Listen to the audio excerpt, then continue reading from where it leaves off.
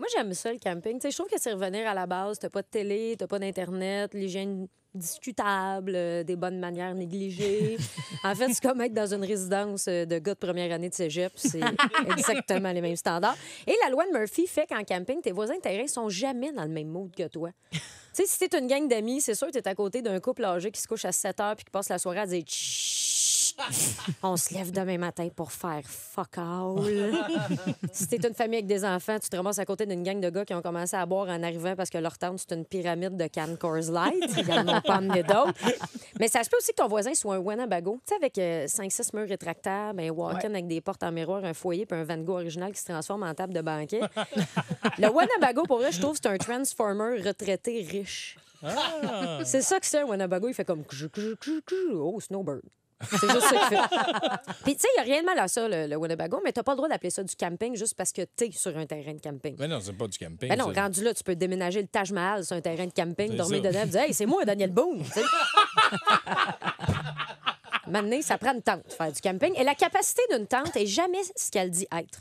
C'est toujours pour moins de personnes que ce qui est écrit. C'est l'inverse de se commander de l'Indien, en fait. Parce que tu commandes l'Indien pour une personne.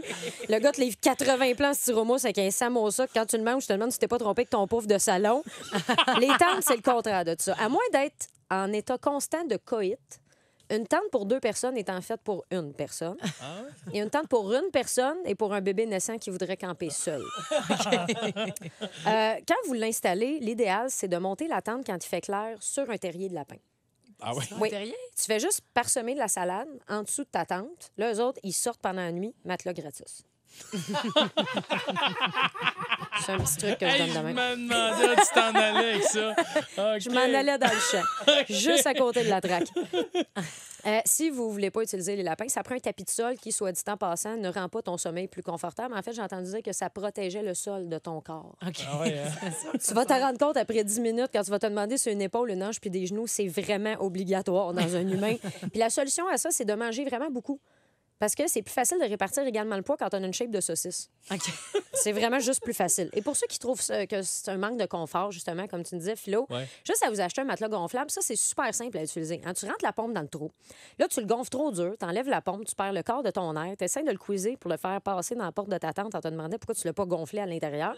Là, tu l'accroches dans le zipper, tu fais un trou, puis tu te réveilles le lendemain directement sur une roche dans le dos. C'est pareil comme à la maison, là. C'est la même chose. Ça ressemble à la dernière fois que j'étais dans le camping. C'est ça, exactement.